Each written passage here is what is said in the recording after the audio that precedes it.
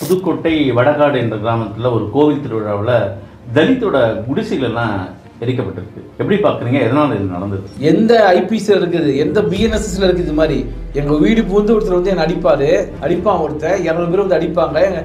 தாழ்த்தப்பட்ட மக்களின் காலனிகளை உள்ளே ஊடு புகுந்து எரிப்பார்கள்.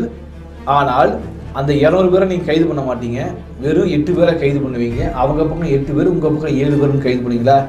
இதுக்கு போலீஸ், இதுக்கு பேர் கட்ட பஞ்சாயத்து இல்லையா?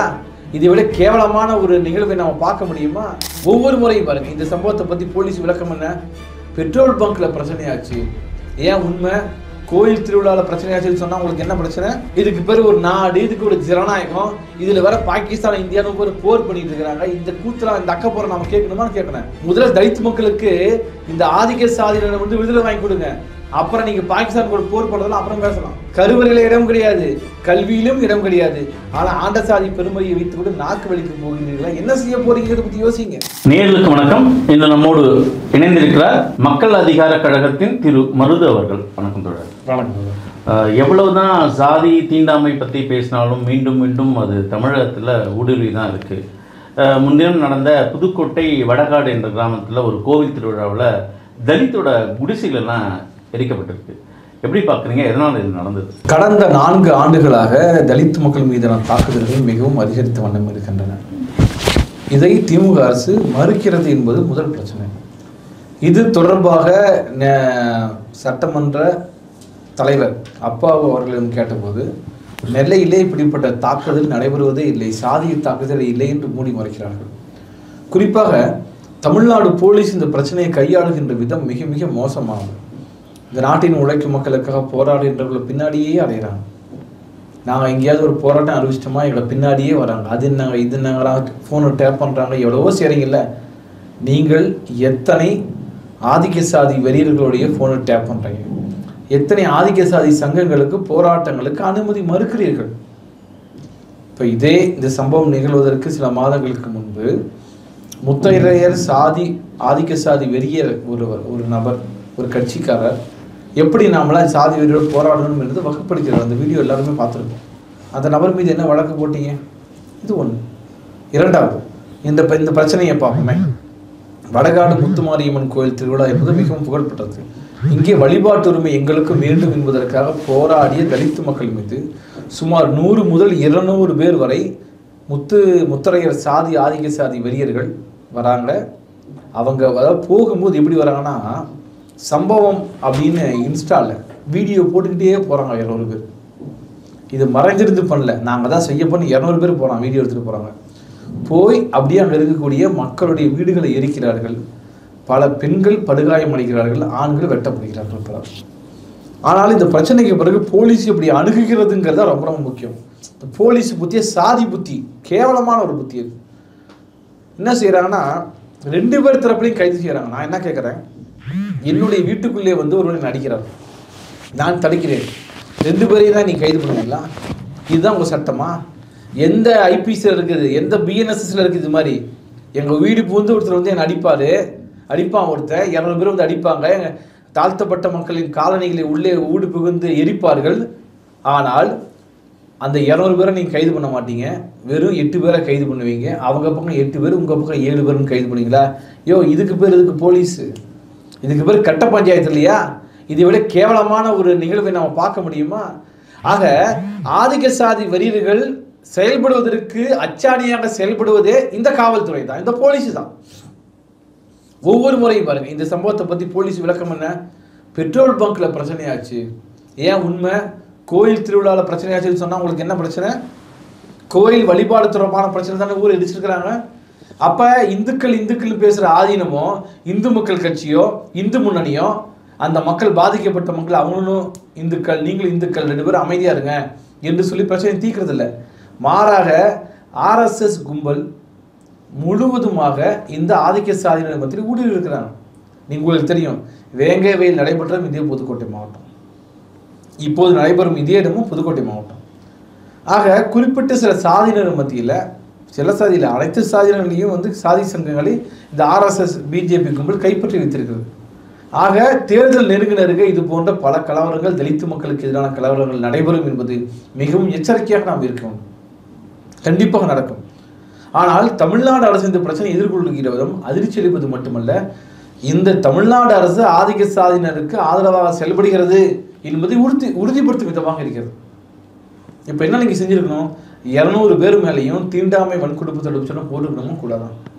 இது ஒன்று. இரண்டாவது, இந்த பாதிக்கப்பட்ட மக்களுக்கு உரிய இழப்பீடு தொகையை உடனே பெற்றுக் கொடுப்பதும். உடனே அங்கே யார் போகிறாரு, ரகுபதி போகிறார், போயிட்டு வந்துட்டார், அவ்வளோதான். அதுதான் பிரச்சனை தீர்க்கிறதா நான் கேட்குறேன். பிரச்சனையை தீர்ப்பது அல்ல. அப்போ ஆதிக்க சாதி சங்கங்களை நீங்கள் தடை செய்யாமல் இருக்கும் வரை ஆதிக்க சாதி பெருமையை பேசிட்டு தான் இருப்பாங்க. பள்ளிகளில், கல்லூரிகளில், எல்லா இடங்களிலும் ஆதிக்க சாதி சங்கங்கள் இன்றைக்கு கோலோச்சுகின்றன. அப்போ அவர்கள் கத்தி எடுக்கதான் செய்வாங்க, வெட்டதான் செய்வாங்க. ஆக இதற்கு காரணமாக இருக்கக்கூடிய ஆதிக்க சாதி சங்கங்கள் தடை செய்யப்பட வேண்டும். இது ஏதோ புதுக்கோட்டை மாவட்டம் மட்டும் இல்லை. இப்போ பாருங்கள், தென் மாவட்டத்திலேருந்து அடுத்து இது போன்ற மத்திய மாவட்டங்களுக்கு, திருச்சி, புதுக்கோட்டை போன்ற மாவட்டங்களுக்கு இப்போ அடுத்து வருது. இதில் முக்கியமான விஷயம்னு பார்த்தோம்னா, நமக்கு தேவேந்திர ராஜா என்று சொல்லக்கூடிய ஒரு மாணவர் அவர் புல்லட் ஓட்டுனாருன்னு மணிக்கட்ட வந்தாங்க. ஆனால் போலீஸ் சொன்னது என்ன, இது ஏதோ பிரச்சனை, தனிப்பட்ட பிரச்சனை. சின்னதுரையில் விஷயத்தில் என்ன சொன்னாங்க, சின்னதுரையில் ஆப்பில் வந்து ஒரு அதாவது என்ன பிரச்சனைன்னு தெரியறதுக்கு முன்னாடியே அது வந்து பாலியல் தொடர்பான ஆப்பை பார்த்துட்டு அந்த பையன் போனார், அதனால வெட்டிட்டாங்கன்னு சொன்னாங்க. அப்புறம் விசாரிச்சு அப்படி இல்லைன்னு சொல்கிறாங்க. இந்த பிரச்சாரத்தை கிளப்புவது யார், உருவாக்குவது யார்? தலித்து மக்கள் கோயிலே கும்பிட வேண்டும் என்று கேட்பதற்கு இந்த நாட்டில் உரிமை கிடையாதா?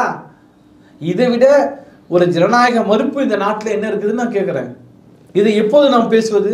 இதுக்கு பேர் ஒரு நாடு, இதுக்கு ஒரு ஜனநாயகம். இதில் வர பாகிஸ்தான், இந்தியாவும் பேர் போர் பண்ணிட்டு இருக்கிறாங்க. இந்த கூத்துல இந்த அக்கப்போரை நம்ம கேட்கணுமான்னு கேட்குறேன். முதல்ல தலித்து மக்களுக்கு இந்த ஆதிக்க சாதியினரை வந்து விடுதலை வாங்கி கொடுங்க, அப்புறம் நீங்கள் பாகிஸ்தான் கூட போர் பண்ணுறதுலாம் அப்புறம் பேசலாம். இது நியாயமான கேள்வி தானே? தமிழக அரசாங்கம் சமத்துவத்தை பற்றி தான் பேசுகிறாங்க. இந்த காலனி என்ற அந்த வார்த்தையை எடுத்திருக்காங்க, இவனும் பண்ணிட்டு தானே இருக்காங்க. அதுதான் மக்கள் தானே பார்த்து திருந்தணும். அது மக்கள் பார்த்து தானாக திருந்துவார்களா? நான் என்ன கேட்குறேன்னா, ஆர்எஸ்எஸ் பாஜக செயல்படுவதற்கு நீங்கள் தடை விதிங்க. ஆர்எஸ்எஸ்க்கு தடை விதிச்சிங்கன்னா பாதி பிரச்சனை முடிஞ்சிடும். தடை விதிக்க முடியுமா? முடியாது. ஆக மக்களாகிய நாம் தான் தடை விதிக்கணும், நாம் தான் போராட வேண்டும். இந்த இந்து முன்னணி தான் இங்கே இருக்கக்கூடிய நாட்டார் குல தெய்வங்கள், நீங்கள் கும்பிடக்கூடிய சுடல மாடல்லேருந்து, நீங்கள் கும்பிடக்கூடிய ஐயனார்லேருந்து, கருப்பன்லேருந்து எல்லாத்துக்கும் எதிராக இருக்கிறது இவங்க தான். நாம் கறி சாப்பிட்றோம், அவன் கறி சாப்பிடக்கூடாதுன்னு சொல்கிறாங்க. நம்முடைய சாமி வேறு, அவங்க சாமி வேறு, அவன் பண்பாடு நம்ம பண்பாடு வேறு. இதையெல்லாம் மக்களுக்கு நாம் கற்றுக் கொடுக்க வேண்டும். நீங்கள் முத்தரையராக இருங்க, மறவராக இருங்க, கல்லராக இருங்க, வன்னியராக இருங்க, யாராக இருந்தாலும் கருவறைக்குள்ளே போக முடியாது. அப்போ நீ ஆதிக்க சாதின்னு ஒன்று சொல்லிக்கிறீங்க, முத்தரையரை நீங்கள் ஆதிக்க சாதின்னு சொல்லிக்கிறீங்க, அந்த பெருமையோட வாழுங்க, பிரச்சனை இல்லை. ஆனால் எல்லாரும் உழைச்சாதான் சோறு. எல்லோருக்குமே நீட்டில் இடம் கிடையாது. இடபிள்யூஎஸ் என்று சொல்லிவிட்டு, எக்கனாமிக்கல் வீக்கர் செக்ஷன் என்று சொல்லிவிட்டு, பார்ப்பனர்களுக்கு மட்டுமே தனியாக 10% இடஒதுக்கீடு இருக்கு, உங்களுக்கு கிடையாது. கருவறையில் இடம் கிடையாது, கல்வியிலும் இடம் கிடையாது. ஆனால் ஆண்ட சாதி பெருமையை வைத்து கூட நாக்கு வலிக்கு போகிறீர்களா? என்ன செய்ய போறீங்கிறத பற்றி யோசிங்க. தலித் மக்கள் மீது தாக்கல் நடத்தி விட்டு உங்களுக்கு என்ன பெரிய பெருமைன்னு நான் கேட்குறேன். நீங்கள் இதில் குறிப்பிட்ட காவல்துறையை மட்டும் குற்றம் சாட்டுறீங்க. காவல்துறை வழக்குகளை கொஞ்சம் துரிதப்படுத்தி முடிக்கிறது தான் பார்ப்பாங்க. ரெண்டு பேருக்கு நான் கேட்க சமாதானம் ஏற்படுத்த, சமாதானம் பேசுறது வேற. 2 பேரும் மேலே வழக்கு போட்டீங்கன்னு 2 பேரும் மேலே தப்பா? தலித் மக்கள் மீது எதுக்காக நீங்கள் வழக்கு போட்டு, எதுக்கு தலித்து மக்கள் வந்து சிலர் எதுக்கு கைது செஞ்சீங்க? பதில் சொல்லுங்க. இதுதான் துரோகம்னு சொல்கிறேன். அவர்கள் ஆதிக்க சாதியில் வந்து தாக்குதல் நடத்துவாங்க. தாக்குதல் நடத்துல 200 பேரை விட்டுட்டு 7 பேரை 8 பேரை கைது பண்ணுவீங்க. தலித் மக்கள் தரப்புல 7 பேரை கைது பண்ணுவீங்கன்னா நீங்க யாருக்காக இருக்கீங்க? ஒரு காவல்துறை என்பது ஒரு அரசாங்கத்துக்கு பொதுவானது இல்லையா? இல்ல சாதியை பார்த்து அவங்க வேலை செய்யறது சாதியா தான் இருக்கு. கொடியங்குளத்தில் செஞ்சது என்ன? கொடியங்குளத்தில் நடைபெற்ற சம்பவம் என்ன? ஏன் கோவையில் நடந்த சம்பவம் என்ன? செல்வராஜ் என்று சொல்லக்கூடிய ஒரு போலீஸ்காரர் அங்கே இருந்த ஒரு உள்ளூர் முஸ்லீம் ரவுடியால் படுகொலை செய்யப்படுகிறார். அவ்வளோதானே? அதை நீங்கள் ஒரு ரவுடி ஒரு போலீஸ்காரரை கொண்டு விட்டாருங்கிறத மட்டுமே பார்க்காம அதை ஆர்எஸ்எஸோடு சேர்ந்து இந்த போலீஸ் செய்தது என்ன? போய் போராட்டம் இல்லையா? போலீஸ் குடும்பங்கள்லாம் போய் சாலை மறியல் செய்யலையா? இதெல்லாம் தெரியாத விஷயமா? போலீஸ் மண்டைக்குள்ளே என்ன இருக்குது? ஆர்எஸ்எஸ் கருத்து தான் இருக்குது.